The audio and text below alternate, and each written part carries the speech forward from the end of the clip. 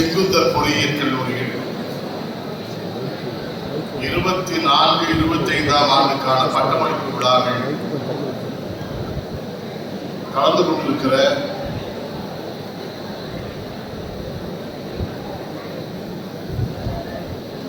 மாணவ தோழர்களே,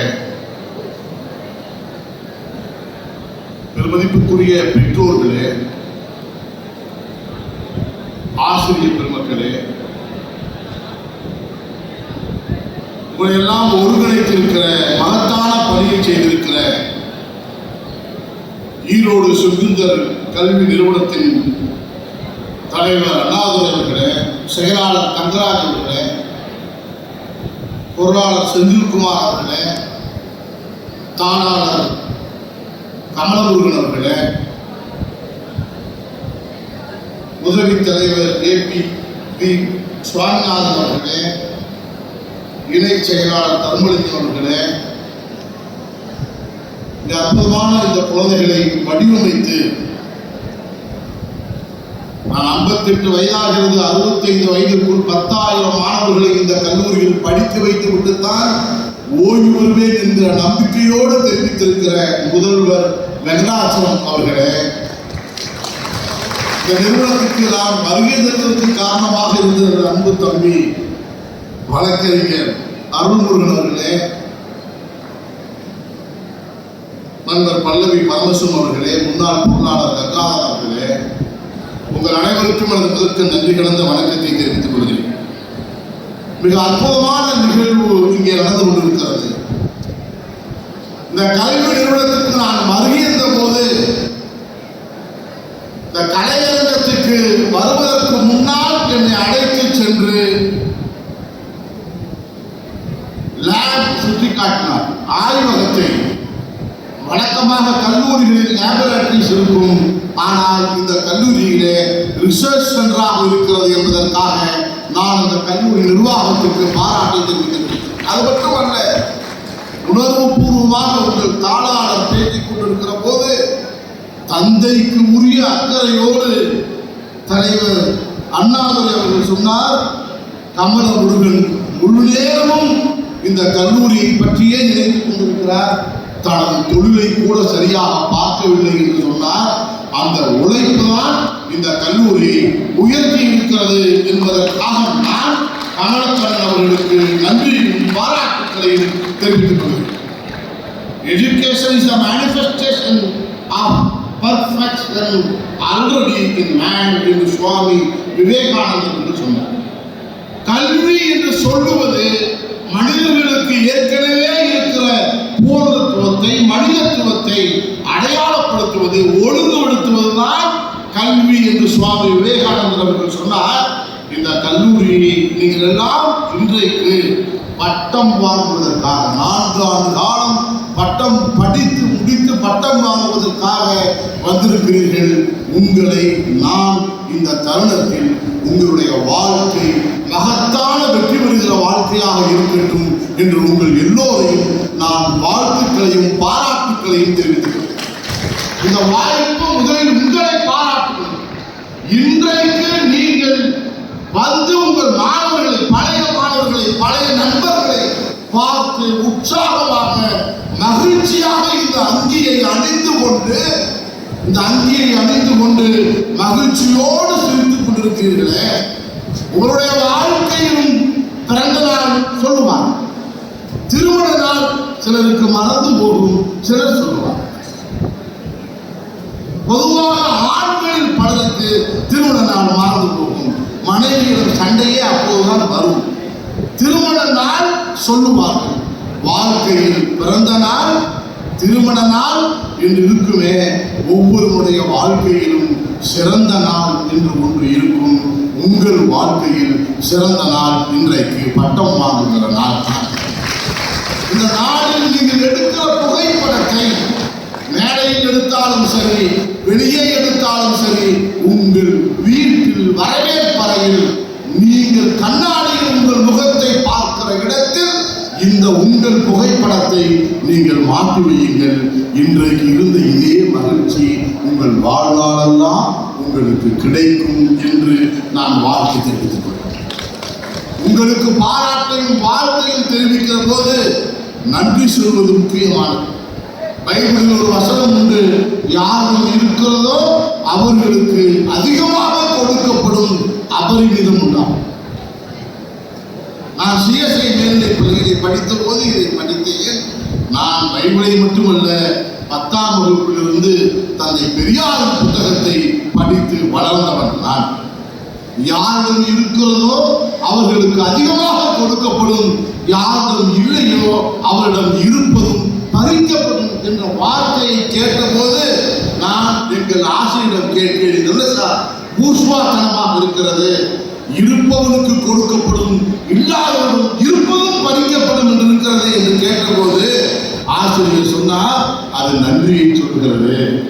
யாரிடம் நன்றி உணர்வு இருக்கிறதோ அவருக்கு இன்னும் அதிகமாக கொடுக்கப்படும், அபரிமிதம் உண்டாகும். யாரிடம் நன்றி உணர்வு இல்லையோ அவரிடம் இருப்பதும் பறிக்கப்படும் என்று சொன்னார்கள். இன்றைக்கு நான் நீங்கள் 1000க்கு மேல் 1100 பேர் பங்கு செய்திருப்பதாக சொன்னார்கள். நீங்கள் எல்லாம் பட்டதாரியாக பட்டம் வாங்குகிற பொறியாளர்களாக இருக்கிற போது இந்த நிறுவனத்தை தொடங்குவதற்கு காரணமாக இருந்த முனுசாமி அவர்கள், முதல் சுத்தானந்தம் அவர்கள், அவரோடு சேர்ந்திருந்த சமூகத்தின் பிரதிநிதிகள், கொடையாளர்கள், இவர்களுக்கெல்லாம் உங்கள் சார்பாக நான் முதலில் நன்றியை தெரிவித்தேன். அடுத்து நமது தாயாளர் பேசியதை போல நீங்கள் மகிழ்ச்சியாக இருக்க, நீங்கள் நெடுக்காக ஆடை கொடுத்த, நீங்கள் ஷூ அணிந்து கொண்டு வருவதற்கு கால் செருப்பு கூட நல்லது வாங்காமல் உழைத்த உங்கள் பெற்றோர்களுக்கு நான் முதலில் நன்றியை தெரிவித்தேன். இன்றைக்கு ஈரோட்டிலே இந்த கல்லூரி அமைந்திருக்கிறது கிராமப்புறமாக போது ஒவ்வொரு செங்கலாக ஒவ்வொரு அங்குலமாக நாங்கள் எப்படி இதை உருவாக்கணும் என்று சொன்னால், இன்றைக்கு தமிழ்நாட்டிலேயே மிகச்சிறந்த கல்லூரிகள் ஒன்றாக இந்த கல்லூரி வளர்ந்திருப்பதற்காக நான் ஆசிரியர் பெருமக்களுக்கும் நிர்வாகத்திற்கும் நன்றியை தெரிவித்துக் கொள்கிறேன். இதுவரை நீங்கள் மாணவர்களாக இருந்தீர்கள். இன்றைக்கு புதிய நிலை, அதாவது லார்வா நிலையிலிருந்து பட்டாம்பூச்சியாக உருவாக போகிறது இல்லையா? புழுவாகத்தான் இருக்கும் பட்டாம்பூச்சி நிலைக்கு முன்னாடி. லார்வா தான் பார்க்கிற மேலே தட்டினால் கூட புழு இருந்து விட்டது என்று தட்டி விடுகிற நிலையில் இருந்துதான் பட்டாம்பூச்சி வண்ணத்து பூச்சியாக பறக்கிறது. நீங்கள் மாணவர்களாக இருந்து பட்டாம்பூச்சியாக பறக்கிற தருணத்தில் இப்போது நான் உங்களிடம் எச்சரிக்கையாக சொல்லுவது, நான் கல்லூரியில் கடைசி நாள் நினைத்து பார்க்கிறேன். நான் கல்லூரியில் கடைசி நாள் ஒன்றை சொல்லட்டுமா? வெளிப்படையாகவே சொல்கிறேன். சட்டக்கல்லூரியில் முடித்துவிட்டு இப்பட்டமளிப்பு விழாவில் கலந்து கொள்வதற்கு பணம் கட்ட வேண்டும் என்பதற்காக பட்டமளிப்பு விழாவிலேயே கலந்து கொள்ளாமல் புறக்கணித்த ஏழ்மையான குடும்பத்தில் பிறந்து வந்தோம். நான் இங்கே பேசுகிற போது சொன்னார்கள், எல்லா கல்வி நிறுவனங்களுக்கும் போய் பேசுகிறேன் என்று. மாணவர்கள் மத்தியில் ஒன்றை சொல்வதற்காகத்தான் போகிறேன்.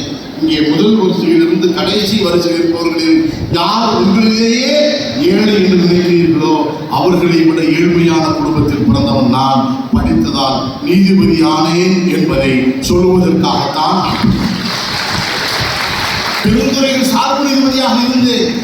பெருந்துறையில் சார்பு நீதிபதியாக இருந்தபோது பல்லவி பரமசிவர்களை அதிகமாக பார்ப்பேன். அருள்முருகன் எப்போதும் என்னோடு தொடர்பு இருக்கிற வழக்கறிஞர். நான் இங்கே இருந்து தலைமை குற்றவியல் நீதிபதியாக கரூருக்கு பதவியுயர்வு பெற்று சென்ற போது அப்போதுதான் ஒரு அம்பாசடர் காரில் விளக்கு வைத்த கார் எனக்கு கொடுத்தார்கள். நான் பல மேடைகளில் இதை சொல்லியிருக்கிறேன். என் அப்பாவை அழைத்துக் கொண்டு போய் அந்த இடதுபுறத்தில் நீதிபதி உட்கார்ந்து தான் வெள்ளை துண்டு போட்டிருப்பார். ஐயா நீங்க உட்காருங்க, அந்த டவாலி போட்டவர் இல்லை, எங்க அப்பா உட்காரணும்னு சொன்னார். அவரால் தான் நான் வளர்ந்தேன். அவர் உட்காரட்டும் என்று சொல்லி நான் வலதுபுறம் உட்கார்ந்து போய் இறங்கியும் சார்ஜ் பேப்பர்ல கையெழுத்து போறதுக்கு முன்னாடி ஒரு A4 சீட்டு வாங்கி ஒரு கவிதை நான் படிக்கிற காலத்திலிருந்து கவிதை எழுதினேன். இங்கே கூட அறிமுகப்படுத்துகிற போது முத்தமிழறிஞர் கலைஞர்கள் கவிதை நூலுக்கு முன்னுரை கொடுத்திருக்கிறார் என்பதை சொன்னார்கள். நான் ஒரு கவிதை எழுதினேன். படிக்கிற காலத்தில் வறுமையின் காரணமாக என் வீட்டில் விளக்கு இல்லை. நான் படித்து நீதிபதியானதால் நான் பயணிக்கும் காரில் கூட விளக்கு சொல்கிறது என்று. கல்விதான் நமது நிலையை உயர்த்தும் என்பதற்கு அடையாளமாக நான் உங்கள் முன்னால் நின்று கொண்டிருக்கிறேன். நீங்கள் படித்து வளர்ந்திருக்கிறீர்கள், மகிழ்ச்சி.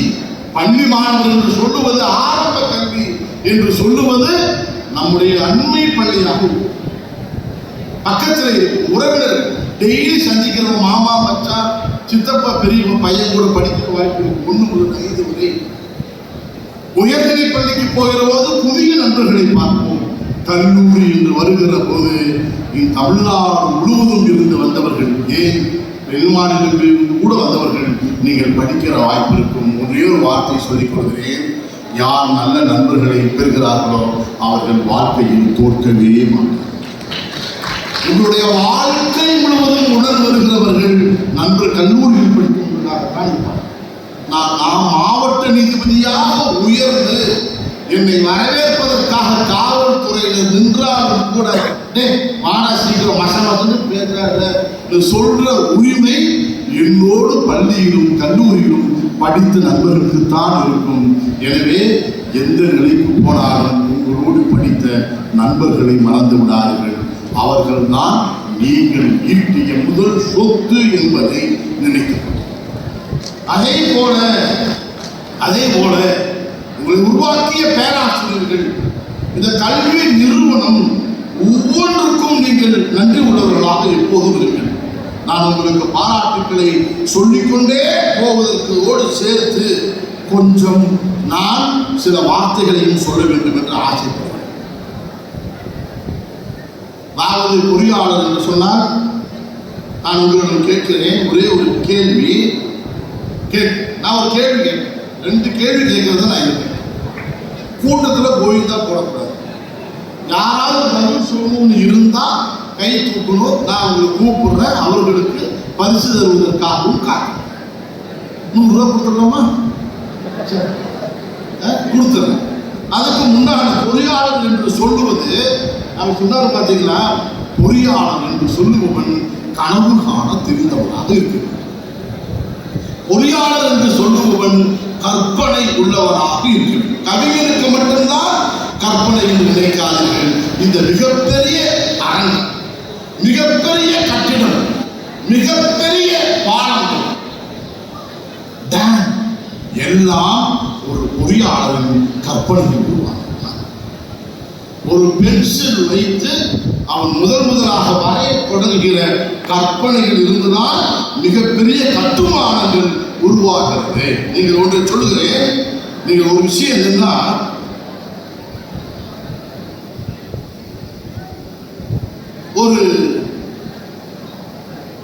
ஒரு விஷயம் சொன்னேன். பொறியாளர் நீங்க படிச்சிருக்கீங்க, நான் பேசுவது எதுவும் புரிதலாக இல்லை. ஒரு கப்பலில் அடித்தளத்தில் நின்று கொள்கிறது கடலில், அதை சரி செய்ய வேண்டும். ஒரு இன்ஜினியர் கூப்பிட்டு வரணும்னு சொன்னார். அவர் தான் வந்தால் செய்வார். அவர் 30,000 ரூபா கேட்பார். சார் பரவாயில்ல வர சொல்லுங்க.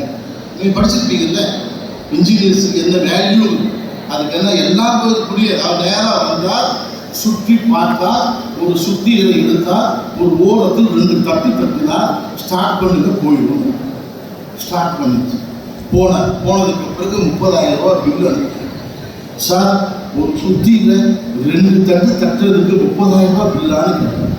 அவர் சொன்னார், எல்லாத்து கையிலும் தான் சுத்தி இருக்கு, எங்க தட்டணுங்கிறது எனக்கு மட்டும்தான் தெரியும், அதனாலதான் அதுக்கு 30,000 ரூபாய்.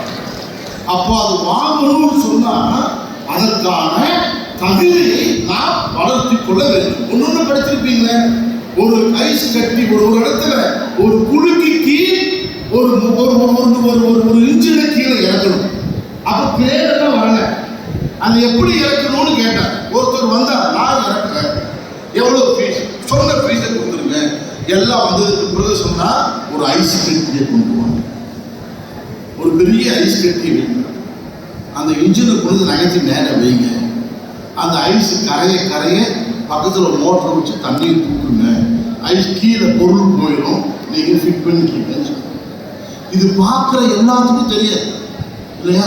அங்கே 6 பேர் இருப்பான். யார் வித்தியாசமாக சிந்திக்கிறார்களோ அவர்களுக்கு மட்டும்தான் வெற்றி கிடைக்கும். அப்ரஹாம் லிங்கனுடைய வெற்றி ஒரு பள்ளி மாணவி சொன்னாராம். அவர் தொடர்ந்து தோல்வியடைந்து கொண்டே இருந்தவர். அவர் சொன்னாராம், நீங்கள் லேசாக தாடி வைத்துக் கொள்ளுங்கள், உங்கள் அம்மா தரும்போட பார்த்து கேமரால நல்லா இருக்க. ஒரு 3 வயசு 4 வயசு பொண்ணு சொல்லிச்சான், இந்த தடவை தாடி வச்சுட்டு போங்க ஜெயிச்சிடறாங்க. அந்த எலெக்ஷன்ல அவர் ஜனாதிபதி. ஒரு பெரிய 8 மாடி 10 மாடி கட்டடத்தில் எல்லோரும் உட்கார்ந்து பேசிக் கொண்டிருக்கிறார்கள். லிப்ட் மெதுவா வருது, அதனால நிறைய கம்ப்ளைண்ட் இருக்குது, அதை சரி செய்யணும். முதல்ல நான் ஏன் சொல்றேன்னா, நமக்கு மட்டும் இல்லை, நான் உங்களுடைய தாளாளர் நன்றி சொல்லுகிற போது ஆசிரியர்களுக்கு மட்டும் சொல்லவில்லை, இங்கே கூட்டுகிறவர்களுக்கும் தோட்ட தொழிலாளர்களுக்கும் கூட உங்களை உருவாக்குவதற்காக நன்றியை சொன்னார். எல்லோருக்கும் ஏதாவது ஒன்று தெரிந்திருக்கும் என்பதை நான் நினைத்துக் கொள்ள வேண்டும். எல்லாம் உட்கார்ந்து பேசுறாங்க, அந்த கம்பெனியோட டைரக்டர்ஸ் உட்கார்ந்து பேசுறாங்க, ஐஐடியில் படிச்சவங்கள உட்கார்ந்து பேசுறாங்க. என்ன செய்யறது, ஏற்கனவே நம்ம நட்சத்திரம் போயிட்டு இருக்கு, செலவு பண்றது காட்டுங்க, என்னடா செய்யறதுன்னு கேட்கிறப்போ அங்க நின்று அட்டெண்டர் சொன்னாரு, சார் நான் சொல்லட்டாங்க, நாங்க டைரக்டர்ஸ் இன்ஜினியர்ஸ் பேசிட்டு இருக்கோம், எம்பிஏ படிச்சோம் பேசிட்டு இருக்கோம், நீ வெளியே. அப்போ ஒருத்தர் சொன்னா, நம்ம தலைவர் அண்ணாதுரை போல உடுப்பா அவங்க என்ன சொல்றாங்க கேட்டு பார்க்கறாங்க, கூப்பிடு சொல்லுப்பான. அவர் சொன்னாரு, ஒன்றும் இல்லை, செலவெல்லாம் பண்ணாங்க. அந்த லிப்டில் கண்ணாடி மாட்டோம், லிப்டுக்கு வெளியே கண்ணாடி, அந்த கதவுல கண்ணாடி வச்சுட்டா யார் ஒருத்தருக்கும் தன் முகத்தை கண்ணாடியில் பார்க்கும்போது அவனுக்கு போர் அடிக்கவே. கடலை பார்த்தா போர் அடிக்க, யானையை பார்த்தா போர் அடிக்காதுன்னு படிச்சிருக்கிறோம். உண்மை என்ன தெரியுமா, நம்ம முகத்தை பார்த்தா அழகா இருக்குமா, ஏன்னா மற்றவங்க சொல்றது நம்மளே அழகா இருப்போம், நம்மள சொல்லிக்கணும் தாங்க. அப்போ அதை வெய்யுங்கள், தாமதம் என்பது தெரியாதுன்னு சொல்றோம், அது வெற்றி பெற்றது என்று சொல்றாங்க. அப்போ நீங்க வெற்றி பெற வேண்டும் என்றால் வேலைக்கு சேருகிற இடத்தில் உங்களுக்கு கீழே இருப்பவர்கள் என்ன சொல்லுகிறார்கள் என்பதன் மீது கவனம். இரண்டாவது, மாற்றத்தை தெரிந்து கொள்ள வேண்டும். இன்றைக்கு நான் வருகிற போது பேராசிரியர் தான் என்னை அழைத்து வந்தார். வருகிற போது ஒரு வருத்தத்தை நானும் பகிர்ந்து கொண்டேன். முன்பெல்லாம் கல்லூரியிலே முதல் நாள் பேசப்பட்டுவார்கள். நான் தொடர்ந்து போவேன், சொல்லுவேன், பெற்றோர்களிடம் சொல்லுவேன், இங்கே விடைபெற்று போகிற போது முதல் நாள் கல்லூரியில் அல்லது பள்ளியில் விட்டிருக்கிறீர்கள், உங்கள் குழந்தை செல்போனை வாங்கி விட்டு செல்லுங்கள், அப்போதுதான் படித்து முடித்து வருவார்கள் என்று சொல்லுவோம். ஒரு கோவிட்னு ஒன்று வந்துச்சு, நம்மளே என்ன சொன்னோம், செல்போன் வாங்கி கொடுங்க, 1வது குழந்தைக்கும் செல்போன் வாங்கி கொடுங்கன்னு சொன்னோம். அவங்க செல்போன் இப்படி பார்த்துட்டு இருக்கிறாங்க, தப்பு இல்லை, செல்போன் வாங்கி கொடுங்கன்னு சொன்னோம். இன்றைக்கு எல்லாம் இருக்கிறது என்று சொன்னால் நம்மை விட்டு செல்போன் போகாமலேயே போயிடும். இன்றைக்கு சில மாற்றங்களை ஏற்றுக்கொள்ள வேண்டும். முதல்ல இப்போ ஒர்க் ஃப்ரம் ஹோம் இருக்குது, இன்னைக்கு சில நிறுவனங்கள் இருக்கு. ஒன்று பாருங்களேன், இப்போ கோயம்புத்தூருக்குள்ள வந்தா பயங்கர டிராஃபிக், இதே இருக்காது. எல்லாம் ஒர்க் ஃப்ரம் ஹோம்னு சொன்னா, நான் ஒரு காலத்தில் இங்கே டிராஃபிக் இருந்தது என்று சொல்லுகிற நிலை கூட வரக்கூடும். முதல்ல போட்டோ எடுக்கிறதுக்கு பார்க்கணும்ல, ஒரு காட்சியில் அல்லது ஸ்டுடியோவில் போய் போட்டோ எடுத்தா என்ன செய்வாங்க, நீங்க போட்டு கருப்பங்கி விட பெரிய அங்கி போட்டு அவர் உள்ள நிற்பார், நம்ம முன்னாடி நிற்போம், ரெடி டேக் அப்படின்னு சொல்லிட்டு அவர் உள்ள போயிடுவார். எங்கடா போட்டோ எடுக்கணும் ஆளக்கானா, நான் அவர் உள்ள போய் கிளிக்கு நடிச்சாருன்னா போட்டோ வரும். அதுக்கப்புறம் 12 ஃபிலிம் வெள்ளை கருப்பு வெள்ளை, அதுக்கப்புறம் 36 ஃபிலிம் கலர். இப்போ அது பிரிண்ட் எடுக்கிறவங்களுக்கு பெரிய மவுஸ் வேறு, லேப் பேட்டரிஸ் வச்சிருப்பாங்கல்ல, கலர்ல பிரிண்ட் எடுக்கிறது. எல்லாம் டூர் போயிட்டு ஊட்டி போயிட்டு வந்தால் முதல்ல எங்கே போகணும்னா கலர் லேப்புக்கு தான் போவோம், அந்த ஃபிலிம் எடுத்துட்டு போய் கொடுங்க. ஆனால் இன்றைக்கு அந்த தொழில்கள் எல்லாம் மறந்து போயிருக்கிறது. செல்போன் அவனே வச்சுட்டு அவனே கூட இந்த மாற்றத்தை ஏற்றுக்கொள்கிற மனப்பக்குவத்துக்கு நாம் தயாராக இருக்க வேண்டும். பொறியாளர்கள் சொல்லுவது மருத்துவருக்கு, விவசாயத்துக்கு, எல்லாவற்றுக்கும் பொறியாளர் துறை அடிப்படையாக இருக்கு. மனிதன் பிறப்பின் அடிப்படையே வளர்ச்சியை நோக்கித்தான். நாம் இருந்த இடத்திலேயே வாழ்க்கையில் கூட போக, நாம் மாணவராக இருந்தோம், கல்லூரியில் படித்தோம், அதே நிலை அல்ல. மாற்றம் என்பதுதான் வளர்ச்சியின் அடையாளம். உடல் ரீதியான வளர்ச்சி நம்மை முழுமையடைய வைக்கிறது. அறிவு ரீதியான வளர்ச்சி நம்மை ஆளுமை கொள்ள வைக்கிறது. மன ரீதியான வளர்ச்சி நம்மை முழுமையான மனிதனாக. இந்த உலகமும் பிரபஞ்சமும் வளர்ந்து கொண்டே இருக்கிறது. செடி, கொடி, மரம் அனைத்தும் வளர்ந்து கொண்டே இருக்கிறது. நாமும் வளர்ந்து கொண்டே இருக்கிறது. நின்று விடக்கூடாது. ஒரு மலையை பார்த்தால் தடை என்று சொன்னால் தாண்டுவதற்கு தான். மலையை பார்த்தால் ஒன்று ஏற வேண்டும் அல்லது அதற்கு சாலை வசதி செய்ய வேண்டும். கடந்து போவதை யார் கற்றுக் கொடுக்கிறார்களோ அவர்கள்தான் வெற்றி பெறுவார்கள். இப்போது ஒரு கேள்வி, பொறியாளர்களாக இருக்கிறீர்கள். யாருடைய பிறந்த நாள் பொறியாளர் தினமாக கொண்டாடப்படுகிறது? என்ன தெரியும்? கண்டிப்பா தெரிஞ்சு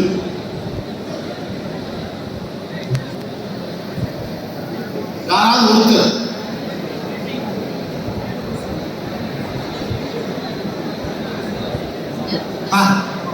please come.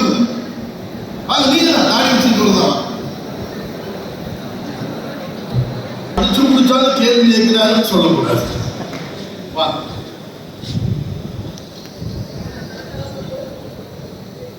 Vanakkam, Vishweshwara Iyer, one of the civil engineer. His birthday is celebrated as Indigenous Day.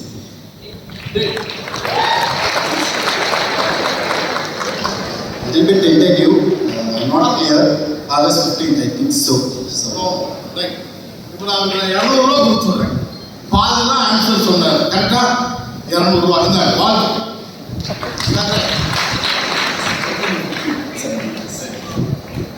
Credit goes to my friend also, Miss Kamal. ஓ, அதாவது செப்டம்பர் 15 நமக்கெல்லாம் மகிழ்ச்சியான அண்ணா செப்டம்பர் 15 மோட்சகுண்டம் விஸ்வேஸ்வரையா உடைய பிறந்த நாள் தான் பொறியாளர் தினமாக கொண்டாடப்படுகிறது. நீங்க கேட்கலாம் 100 ரூபா தான் சார் சர்ன்னு சொன்னீங்க, 200 ரூபா கொடுத்தீங்கன்னு கேட்கலாம். 100 ரூபா பதில் சொன்னதுக்கு 100 ரூபா தைரியமா எழுந்திரிச்சு வந்து சொன்னது. காரணம், எனக்கு தெரியும் உங்களில் பலருக்கு இந்த பதில் தெரியும். நம்ம எது தயங்க வைக்கிறது நமக்கு தோல்விக்கு காரணமாக இருக்கிறது தெரியுமா? இந்த தயக்கம் தான். நீங்கள் இன்டர்வியூ போக போறீங்க, பொது இடத்தில் சந்திக்க போகிறீர்கள், சமூகத்தோடு நீங்கள் பழக போகிறீர்கள். தடையை, மனதில் இருக்கிற தயக்கத்தை நாம் சொல்லுவது தவறாகிவிடுமோ என்கிற எண்ணத்தை நீங்கள் தவிர்த்தால் வெற்றி பெற முடியும் என்பதை இந்த நிகழ்வுகளிலிருந்து நீங்கள் கற்றுக்கொள்ள வேண்டும் என்று நான் கேட்டுக்கொள்கிறேன். சகோதரர், உங்கள் பெயருக்கு பெயர் என்ன? அன்பரசு. அன்பரசுக்கு அனைவரின் சார்பாகவும் நான் வாழ்த்துக்களை சொல்றேன். அவர் விஸ்வேஸ்வரையா ஏன் தெரியுமா பொறியாளர்? நமக்கு தெரியும், மைசூர் போயிருப்போமே, கிருஷ்ணராஜ சாகர் அணையை கட்டியவர். அதற்காக அல்ல, ஹைதராபாத்தில் அவர் கிருஷ்ணா நதி நீரின் அந்த இழப்புகளை தடுப்பதற்கான வழிகாட்டியவர். தெற்கான பீடபூமி முழுவதும் விவசாயத்திற்கான வழிகாட்டியவர். இவை எல்லாவற்றையும் விட அவருடைய வாழ்க்கையை படித்த போது ஒன்று அதிர்ந்து போனே, அவர் ரயிலே போய்கொண்டிருக்கிறார். ரயிலில் போய்கொண்டிருக்கிறார். கொஞ்ச நேரத்தில் தூங்கிக் கொண்டிருந்தவர் இப்போது இருப்பதை போல ஏசி சத்தமில்லாத ரயிலெல்லாம் இல்லை. தூங்கிக் கொண்டிருந்தவர் எழுந்து சங்கிலியை பிடித்து இழுத்து நிறுத்தினார். எல்லோரும் ஓடி வந்து, அப்போது அவர் மைசூர் திவானாக இருக்கிறார். எல்லோரும் வந்து ஏன் சங்கிலியை கொடுத்து நிறுத்தீர்கள் என்று கேட்டபோது அவர் சொல்லுகிறார், 1000 மீட்டர்ல இருந்து 1500 மீட்டருக்குள்ள தண்டவாளம் உடைக்கப்பட்டிருக்கிறது. தண்டவாளம் உடைக்கப்பட்டிருக்கிறது சொல்றார். உங்களுக்கு எப்படி சார் தெரியும்? நீங்க ரயில வந்துட்டு இருக்கீங்க. சத்தத்தை வைத்து நான் தெரிந்து கொண்டேன். போய் பார்த்தா தண்டவாளம் உடைக்கப்பட்டிருக்கிறது. அவர் வந்து எப்படி உங்களுக்கு தெரிந்தது என்று கேட்டபோது அவர் சொல்லுகிறார், பொறியாளன் தூங்குகிற போதும் அவர் தொழில் சம்பந்தமாக என்ன நடக்கிறது என்பதை தெரிந்து கொண்டே இருக்கிறோம் என்று சொன்னார்.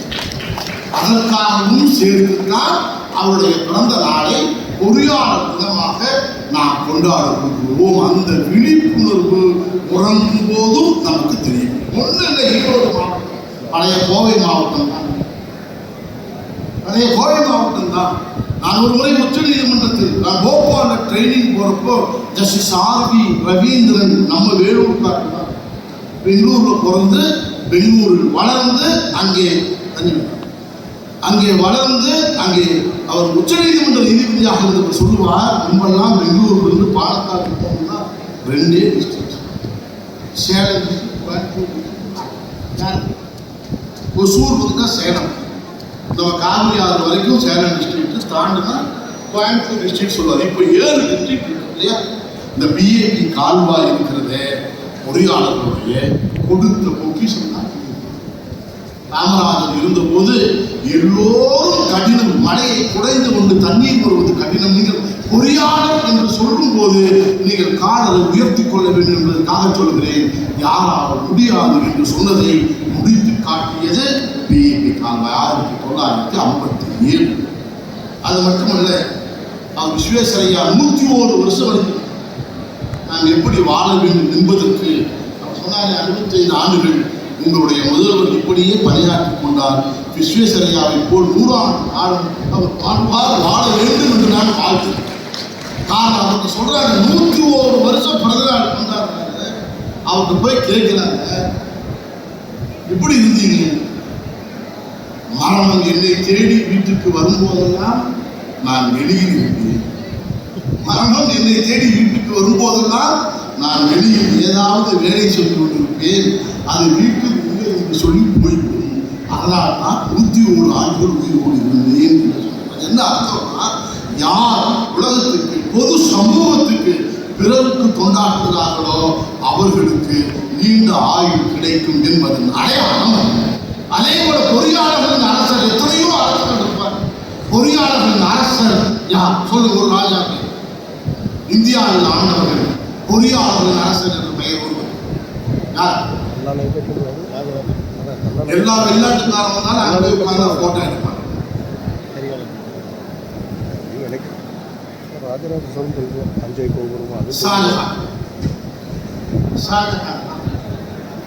தாஜ்மஹாலை கட்டியதற்காக மட்டுமல்ல,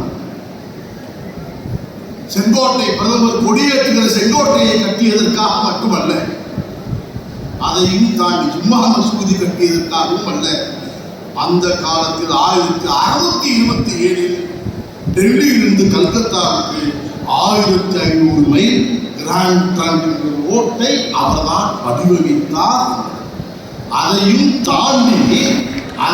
தாண்டி அவரும் அங்கே இருக்கிற மக்களுக்கு தண்ணீர் கொடுப்பதற்கு வசதி செய்தார். இப்ப பெண்கள்கிட்ட ஒரு கேள்வி, முடிப்பதற்கு முன்னால் பெண்கள்கிட்ட ஒரு கேள்வி. முதல் பெண் பொறியாளர் யார் இந்தியாவில்?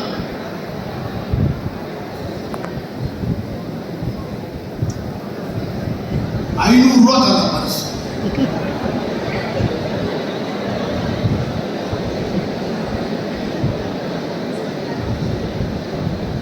காரணம் எதுக்காக இதை சொல்றேன்னா, இன்னைக்கு பொறியாளர் படித்தவர்கள் அவர்களோடு நின்றது இல்லை.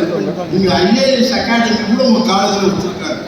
நான் வெளியே போனா பொது அறிவு கேள்வி மேஜிஸ்ட்ரேட் இன்டர்வியூக்கு நான் போறேன். ஜஸ்டிஸ் சிவராஜ் பற்றி அவர் கேட்கிற முதல்ல நான் போய் சப்ஜெக்ட் எல்லாம் படிச்சுட்டு போறோம்.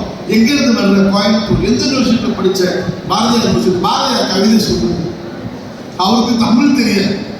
பாரதியார் கவிதை சொல்லுங்க. 2 பேர் மெம்பர்ஸ் உட்காந்துருக்காங்கல்ல, அப்ப பாரதியார் கவிதை சொல்லுங்க. நம்ம சப்ஜெக்டை மீறியும் தெரியணும். உங்க சப்ஜெக்ட் தான். முதல் பெண் பொறியாளர் யார்? ₹500 தரும். பெண்கள் மட்டும் தான் பதில் சொல்லணும். அவங்க சொல்லிக் கொடுத்த மாதிரி யாராவது சொல்லிக் கொடுத்தாலும் பரவாயில்ல. காரணம், அன்பு சகோதரிகளே, என்னுடைய மகளுடைய வயதொத்தவர்கள் நீங்கள் உங்களிடம் சொல்லுகிறேன்.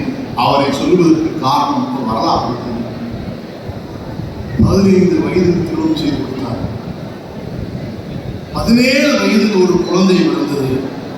அவருடைய அண்ணன் அப்போதே பொறியியல் படித்துக் கொண்டு வந்தார். எனக்கும் படிக்க வேண்டும் என்று அந்த பெண்ணுக்கு ஆசை, பொறியியல் படிக்க வேண்டும் என்ற ஆசை இருந்தது. அந்த தானா 15 வயதில் திருமணம். நம்முடைய காலம் போல் இல்லை.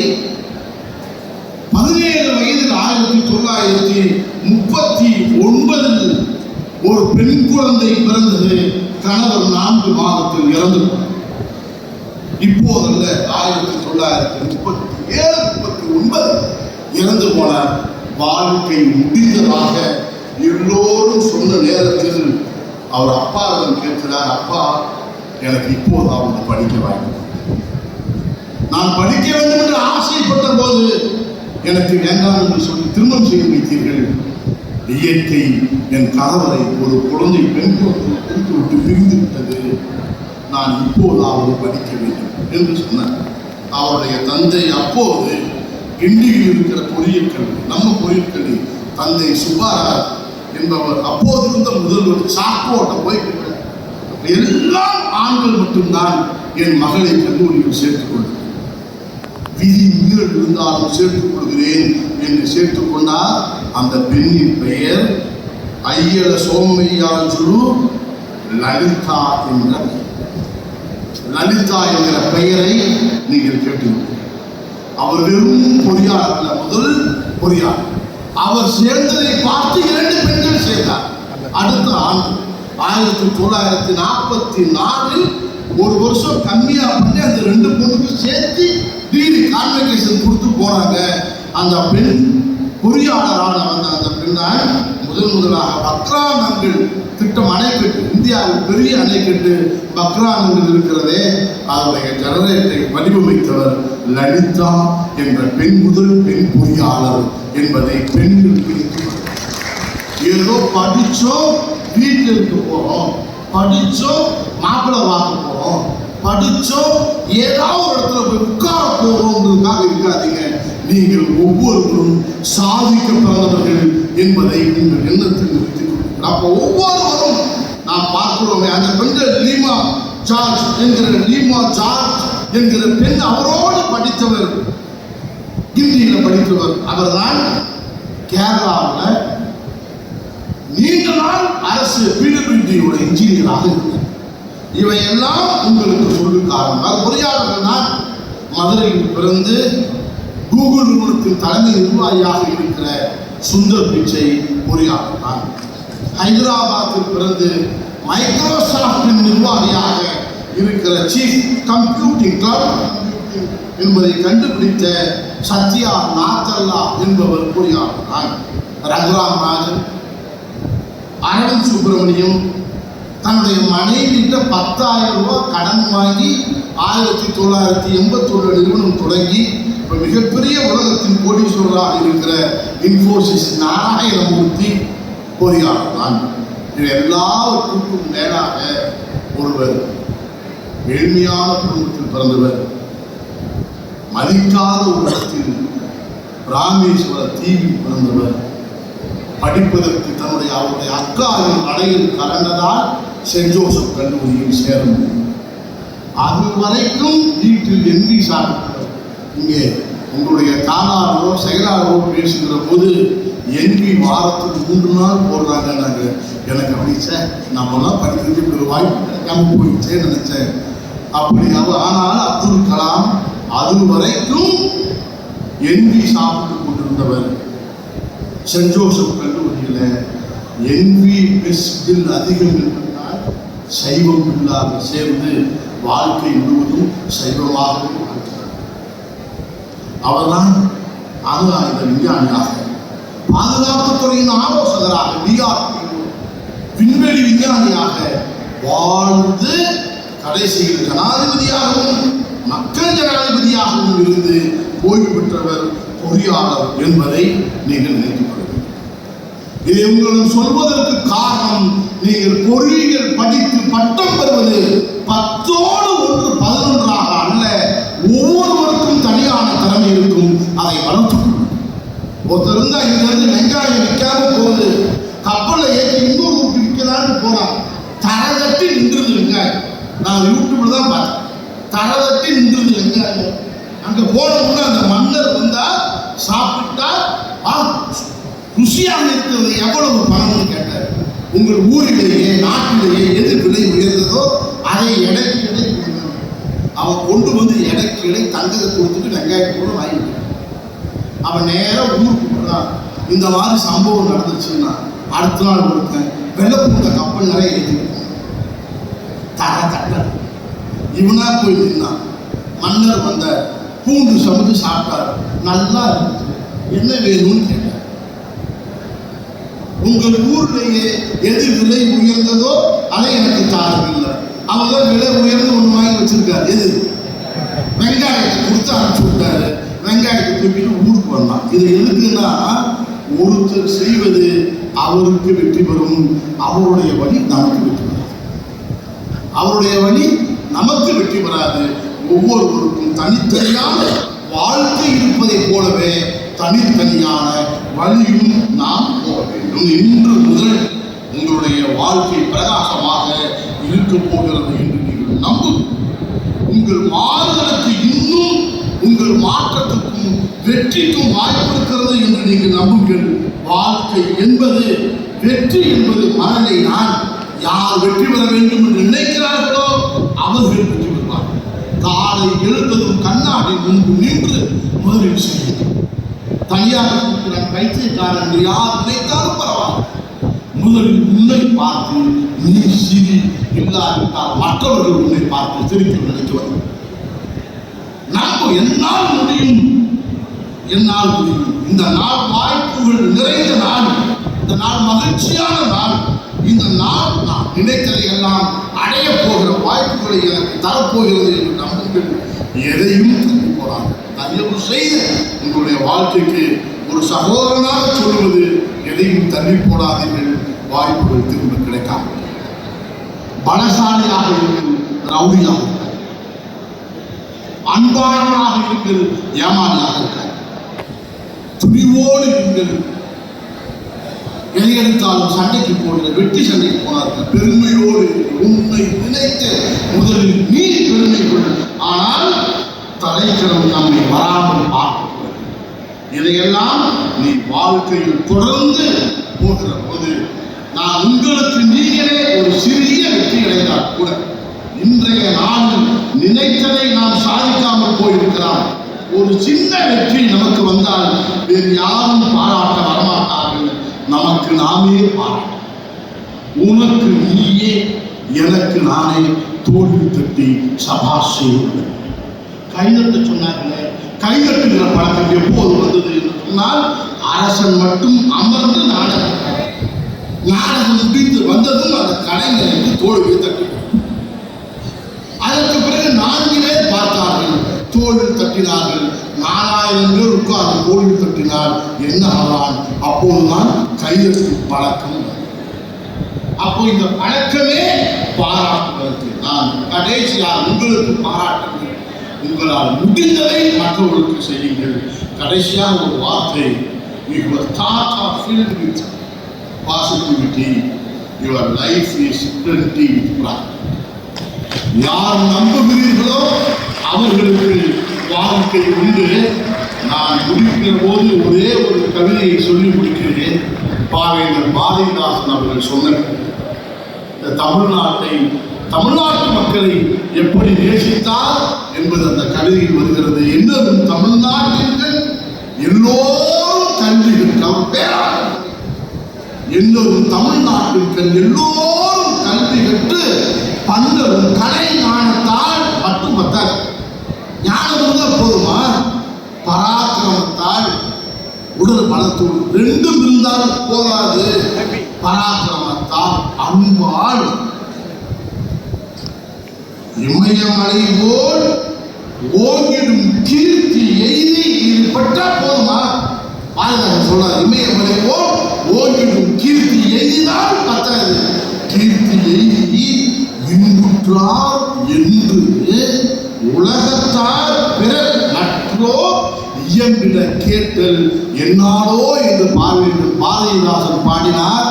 இந்த செங்குந்தர் பொறியியல் கல்லூரியில் நடக்கிற இந்த விழாவை பார்த்தால் அது இந்நாள் என்று பெருமை கொள்வார் என்று கூறி வாய்ப்புக்கு நன்றி கூறி